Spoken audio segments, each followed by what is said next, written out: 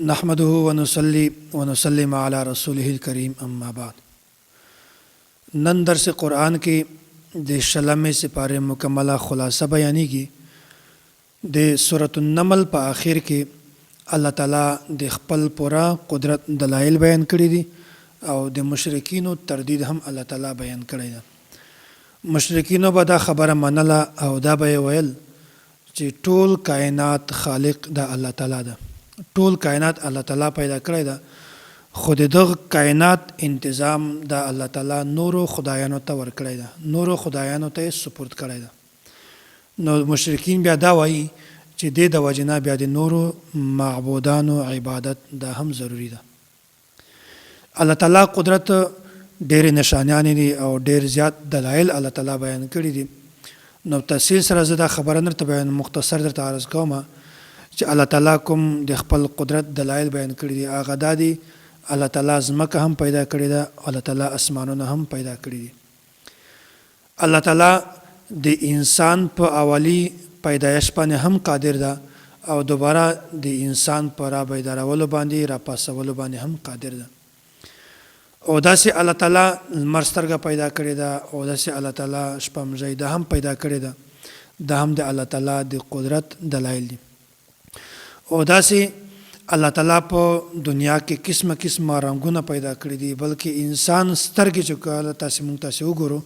په دې کې هر قسم کیمره لګېدلې ده چې کوم یو رنګ وي ته به هغه رنګ په نظر باندې درځي. او داسې الله تعالی شنه باغونه پیدا کړي دي، ځمکې اسمانونه پیدا کړي دي او هر قسم خوشخبری راوړلو والے هواګانې الله تعالی پیدا کړي دي. او داسې هغه انسان چې هغه پریشان وي په ازمایش کې مبتلا وي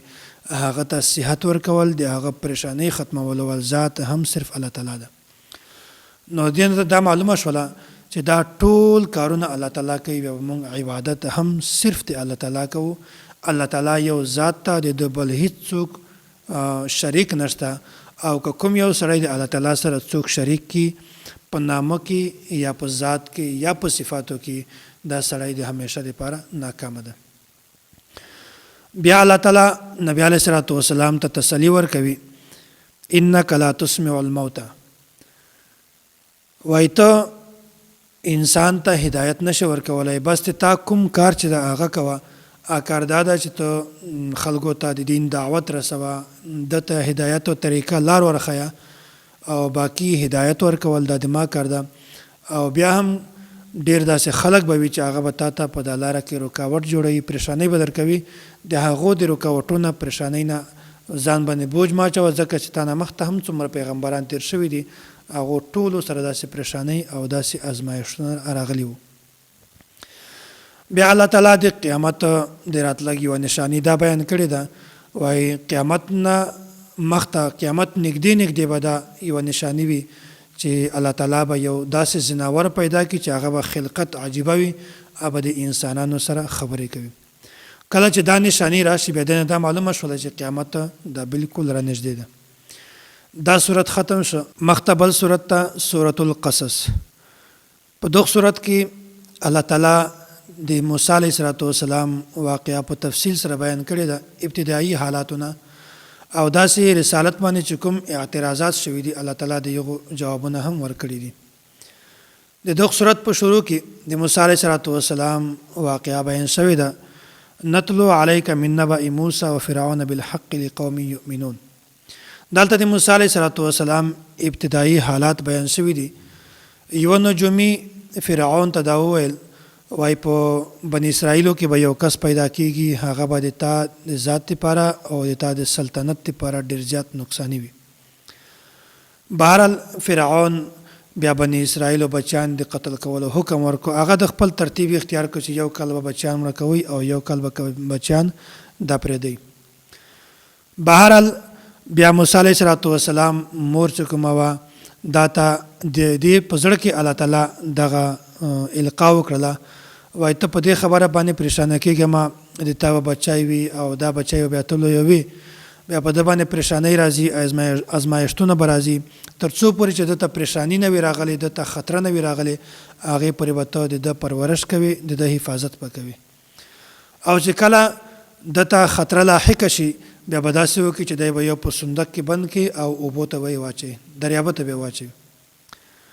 بهرحال موسی علیه الصلاة والسلام مور ته الله تعالی تسلي ورکړله چې دا نه څوک قتل کولی شي او نه څوک تکلیف ورسولی شي، بلکې دا به دوباره بیا واپس ته تا غېږې ته راځي او ته به د ده پرورش کوي. بهرحال چې کله خطره راغله د دې بچیانو د قتل کولو والا، بیا موسی علیه الصلاة والسلام دی په یو صندوق کې بند کړ او اوبو ته یې واچاو.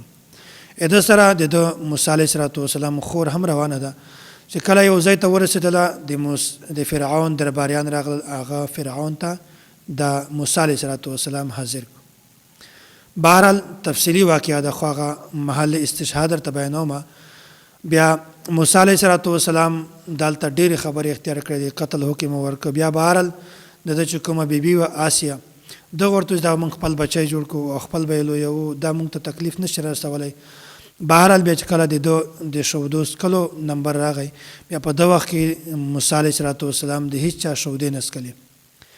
خور یې ورته وویل وایي دلته یوه ښځه ده، هغه د هغې شودې دی څکي. موسی علیه الصلاة والسلام یې وخت پس خپلې مور ته راولېږئ. بیا مور د دې پرورش کوه. بهرحال چې کله دی لوی سو، بیا مخکې دا خبره الله تعالی بیانوي، وایي موسی علیه الصلاة والسلام بیا یو قبطي قتل کړ.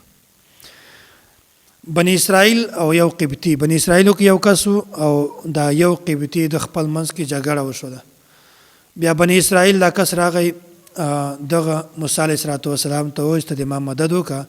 موسی علیه الصلاة والسلام راغی د قبطي راونیوی، ده ته یو سوک ورکړو، یوه څپېړه یې ورکړله، د هغې د وجې نه قبطي مړ شو. بیا سبا باندې بیا د بني اسرائیلو کس چې کوم دا بیا موسی علیه الصلاة والسلام ته راغی چې دا بیا د جګړه کړې وه. موسی علیه الصلاة والسلام نه د امداد وغوښت. موسی علیه السلام ورته وویل ته خو ماته شرارتي لیده شي، ته خپل شرارتي یو د پرون د چا سره جګړه کړې وه، نن د بیا بل کس سره جګړه کړې ده. بهرحال موسی علیه الصلاة والسلام چې کله دی رانیوه د مدد دپاره، بیا ده ورته وویل دی ویرېدی، وایي تا خو پرون هم یو کس مړ کړی و، ته نن بیا ما قتل کوې. په دغه ځای کې بیا ټولو خلکو ته پته ولګېده چې د قبطي قاتل د موسی علیه الصلاة والسلام ده. موسی علیه الصلاة والسلام چې کله د دغه شهر نه ووتی او د مدین طرف ته د رجوع وکړله او دی په لاره کې روانو، بیا یو کس وجاء رجل من اقصى المدینة یسعى، بیا یو کس راغی، هغه ورته وویل موسی علیه الصلاة والسلام ته چې زه د تا خیر خوا یم او خلکو د تا د مرګ پلان کړی ده او ته د دغه شهر نه ووځه. موسی علیه الصلاة والسلام د مدین رخ وکړی، مدین طرف ته روان شي. بیا په دغه وخت کې دی د حضرت شعیب علیه الصلاة والسلام بستي ته ولاړی. بیا په لاره کې یو کوهی و، د یو کوهي نه خلکو اوبه رایستلې او خپلو ځناورو ته یې ورکولې، خو په دې ځای کې دوه جینکۍ داسې دي، جینۍ داسې ولاړې دي چې هغو سره خپل ځناور هم ولاړ دي او دوی هغه ته اوبه ورکوي، خو په نمبر کې ولاړ دي. موسی علیه الصلاة والسلام ورغی او دوی ته یې اوبه راویستلې او د دوی ځناور چې کوم هغو ته یې اوبه ورکړلې. بیا داسې وشول چې هغه دوه بچیانې چې کومې وې جینۍ، دا د شعیب علیه الصلاة والسلام لورانې وې. بیا چې کله دوی کور ته ولاړلې، شعیب علیه الصلاة والسلام ته مکمل تفصیل بیان کړي، داسې یو کس و ډېر زیات په طاقت کې ده او داسې دوی د موږ ځناورو ته اوبه ورکړلې. بیا شعیب علیه الصلاة والسلام خپلې بچی ته وویل چې ورشه دی ما خواته راوبوله. چې کله موسی علیه الصلاة والسلام راغی، بیا هغه بچی ورته وویل وایي ته دی په اجرت باندې ځان سره ولګوه. او شعیب علیه السلام ورته وویل چې بس ته هېڅ یره مه کوه او ته د یوه ظالم بادشاه نه دلته راغلی وې، تا باندې هېڅ خوف نشته، بغیر به تکلفه بغیر به خوف نه زندګي تېروه. بیا هغه لور یې ورته وویل دی په اجرت باندې ولګوه، ځکه چې که چېرته طاقت غواړې طاقت هم په ده کې شته، او که چېرې داسې غواړې چې دا سړی د امانتداره وي نو دا امانتداره هم ده، امین ده. بهرحال شعیب علیه الصلاة والسلام دا ورته وویل وایي زه تا ته خپله یوه لور په نکاح باندې درکوم، خو یو شرط ده. شرط دا ده چې ته به 8 کاله ته د ما مزدوري کوي او که چېرته بیا ته 10 کاله هم مزدوري وکړي، هغه د تا خپله مرضي ده. بهرحال موسی علیه الصلاة والسلام دغه آفر قبول کو او ورته وویل چې بس صحیح ده، زه د تا د لور سره نکاح کوم او د ما خوښي ده که ما 8 کاله تا ته مزدوري کوله او که 10 کاله مې تا ته مزدوري کوله. نو دلته دا یوه خبره په ذهن کې کېنوئ، که چېرته د زړکیوال مور پلار دا د جنکۍ طرف ته راسي او د هغې نه رشته وغواړي، دا خو د موږ په معاشره کې چلیږي او کچیرته د جنیوال مور پلار زړکی ته ورسي د غون رشتہ وغاړي د خپل لور د پاره نو دا بیا د موږ په معاشره کې ډیر زیات عیب خلک محسوسوي او دا څنګه خبره ده چې خپل لور ته د ما د زړکی رشتہ غواړي د ما زوی ته خپل لور راکوي او ابتدا پهل د کړی دا خبره خلک عیبدار محسوسوي حالانکه بدا کې هیڅ عیب نشته ځکه چې شعیب علیه السلام د خپل لور لپاره یو نیک کس غوښت تمنای کوله بیا نیک کس چې کله ورته میند شو بیا د خپل لور لپاره موسی علیه السلام تجویز او دا هم په معاشره کې پکار ده چې کله یو انسان ته یو داسې کس ملاو شي نارینه کس چې هغه نیک وي صالح وي بیا پکار ده چې د رشتې غوښتلو لپاره د اول دی پهل کوي دا مات جوړولو لپاره د اول پهل کوي دا بالکل د شریعت مطابق خبره ده ځکه چې شعیب علیه السلام هم موسی علیه السلام ته دا ویلي چې زه تا خپل لور په نکاح باندې درکوم فلما قضى موسى الاجل وسار بآله آنس من جانب الطور موسی علیه السلام چې کله د مدین نه مصر ته واپس را روانو بیا په دا وخت کې د چې کومه بیبي و دا حامله و د په نس باندې حمل و بیا داسې وسول چې دې ته تکلیف زیات و په لاره کې بیا موسی علیه السلام د یخ وختو د ژمي وختو بیا موسی علیه السلام ورته وویل دلته کښېنه او ته به تا ته به زه د کوه تور په غره باندې د هلته اور ولیدی ده ورته زه به دا اور ته راوړم ته دلته کښېنه بهرحال موسی علیه السلام چې کله روان شو بیا هغه اور چې کومه ونه په تور غره باندې دغه اور نه و تجلی و نور و دی چې څومره ورنږدې کېده هغه ونه ښکلېدله د دې ونه پخې تویېدلې او نه یې منډان سول حسن پکې زیاتېده بیا موسی علیه السلام چې کله ورنږدې شو بیا आवाज ورته راوسو چې ای موسی زه الله تعالی یم ته مقدس ځای ته راغلی طوا مقام ته راغلی ته د خپل چپل وباسه بیا موسی علیه السلام ورنږدې شو او موسی علیه السلام دلته مکالمه ورسره وکړله بیا موسی علیه السلام ته دلته نبوت ورکړه او موسی علیه السلام ته دلته معجزات هم ورکړل دا ټولې خبرې دلته بیان شوي دي بهرحال موسی علیه السلام بیا دلته د الله تعالی نه دا دعا وکړل چې یا الله ما معاون د ما ورور هارون دته نبوت ورکړه بیا الله تعالی د دعا قبول کړه هارون علیه السلام ته هم نبوت ورکړه او دوی دواړه بیا فرعون ته ولېږل داسې بیا د نبی علیه السلام په نبوت باندې دا هم دلیل ده چې رسول الله صلی الله علیه وسلم دا خبره نه د چا نه زده کړې وه او نه یې لیدلې وه بغیر به لیدلو نه نبی علیه السلام دا خبره بالکل د الف نه د یا پورې ټوله بیان کړله دغه نه دا معلومه شوله چې دا خبره نبی علیه السلام لیدلې نه وه په دغه وخت کې نه و خو بیا هم دا د وحی په ذریعه باندې نبی علیه السلام ته الله تعالی بیان کړې وه دې د وجه نه دا معلومه شوله چې نبی علیه السلام دا هم پیغمبر ده او آخري پیغمبر ده بیا الله تعالی دا خبره بیانوي اولئک یؤتون اجرهم مرتين بما صبروا ويدرؤون بالحسنه السيئه ومما رزقناهم ينفقون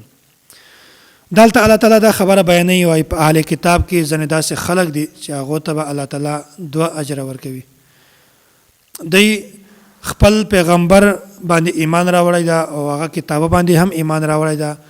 او بیا دی ورسته چې کله نبی علیه السلام باندې هم ایمان راوړ او خپل مذهب دین پرېږده او نبی علیه السلام په کتاب باندې هم دی ایمان راوړ نو الله تعالی ځکه بیانوي چې دوی ته 2 اجرونه دي یو خدا اجر ده چې دوی خپل دین او خپل مذهب پرېښودو او اسلام دا یې قبول کړو او دومره دا خبره ده چې کله عیسایان او یهودیان نصارا دا به دوی ته طعنې ورکولې دوی به تکلیف ورکاو او همیشه به یې خبرې پرې تېرولې تاسو څرنګه یې تاسو خپل مذهب پرېږده او خپل دین هم پرېږده او اسلام هم اختیار کړو نو په دا خبرو باندې صبر کولو د وجې نه به هم الله تعالی دوی ته 2 اجر ورکوي بیا الله تعالی مخکې دا خبره بیانوي انک لا تهدی من احببت ولکن الله یهدی من یشاء د نبی علیه السلام تر ابو طالب دا چې کله مړ کېده بیا په دغه وخت کې نبی علیه السلام دته دعوت ورکړو د دین او د اسلام خو ده انکار وکړو بهرحال نبی علیه السلام دته وویل چې ته په غوږ کې ما ته پټه کلمه ووایه زه به د قیامت په ورځ د تا ګواهي ورکوم چې ته مسلمان وي او تا کلمه ویلې ده د کلمه نه وویله بیا الله تعالی دلته دا خبره بیانوي وایي د تا کار صرف دا ده چې ته خلکو ته دین رسوه باقی دین قبلول نه قبلول دا دماغ کار ده، په دا باندې تا اختیار نشته، په دا باندې صرف دماغ اختیار ده. دغه نه دا معلومه شوله چې مختار کل د هر شي اختیار کن ما یکون دا صرف الله تعالی ته ده، الله تعالی نه بغیر بل هیڅ چاته د اختیار نشته. هغه خلک چې نن سبا دا خبره کوي چې نبی علیه الصلاۃ والسلام دا مختار کل ده، دا خبره بالکل غلطه ده. ډیر زیات داسې واقعات قرآن کریم احادیث مبارکه کې چې هغو دا معلومه ده چې صرف اختیار ده الله تعالی ته ده، الله تعالی نه بغیر بل هیڅ چاته اختیار نشته. بیا د قارون والا قصه بیان شوې وه. قارون دا د بني اسرائیلو نه یو کس او یو روایت کې دا راځي چې دا د موسی علیه السلام د تره زوی و او دا د فرعون خاص سړی و او دا فرعون په بني اسرائیلو باندې دغه نگران مقرر کړی و. بهرحال دا دومره زیات امیر او مالدار کس و چې کومې د خزانې چابۍ وې دا به یې په اوښانو باندې وړلې، په اوښانو باندې وړلې او د په خپل ځان باندې په خپل مال باندې ډېر زیات فخر کاوه چې دا خو ټول د ما د مال برکت ته، خپل مهنت مې ده، فن مهارت د وجې نه ما دا پیسې ګټلې دي.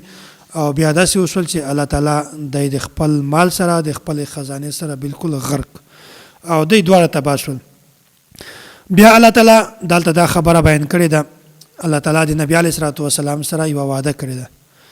چې کله نبی علیه الصلاۃ والسلام د مکې مکرمې نه ووتی، مدینې ته هجرت وکړ. بیا نبی علیه الصلاۃ والسلام چې کله دغه مقام ته ورسېدو جحفه، بیا په دغه وخت کې نبی علیه الصلاۃ والسلام د مکې لارې ته وکتل. بیا الله تعالی دا خبره ورته بیان کړله. نبی علیه الصلاۃ والسلام په زړه کې دا راغله چې زه خو خپل مور پلاروال چې کوم هغه شهر و مکه مکرمه پرېږدمه. بیا الله تعالی وعده ورسره وکړه یو وخت په داسې راځي چې ته به په دې ځای باندې فاتح جوړېږي، دا مکه به ته فتح کوي. بیا داسې وشول چې الله تعالی د ده چې کوم خواهش و او الله تعالی د سره چې کومه وعده کړې وه بیا هغه پوره شوله. بیا داسې وشول چې په 8مه هجري کې نبی علیه الصلاۃ والسلام مکه مکرمه دا فتح کړله.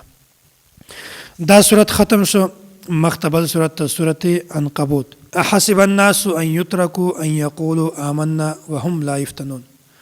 دا هغه زمانه وه چې په دغه زمانه کې به کافرانو په مسلمانانو باندې ډېر زیات ظلم کوو او مسلمانان به کله کله ډېر زیات پریشان شول او ډېره سختي به پرې تېرېدله. بیا د نبی علیه الصلاۃ والسلام ته دا عرض وکړو چې الله تعالی نه مونږ ته دعا وغواړه چې مونږ ته د دوی نه امن میلاو شي. بیا الله تعالی دوی ته تسلي ورکوي، وایي کوم جنت چې د تاسې دپاره جوړ شوی ده دا بالکل مفته باندې تاسې نه میلاویږي، بلکې د دغه جنت حاصلولو دپاره به تاسې ته عارضي وختي پریشانی دا تاسې خامخا په تاسې باندې راځي.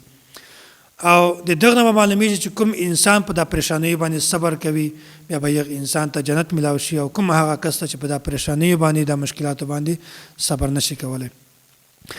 بیا مخته الله تعالی دا خبره بیانوي ووصینا الانسان بوالديه حسنا وان جاهداك لتشرك بي ما ليس لك به علم فلا تطعهما.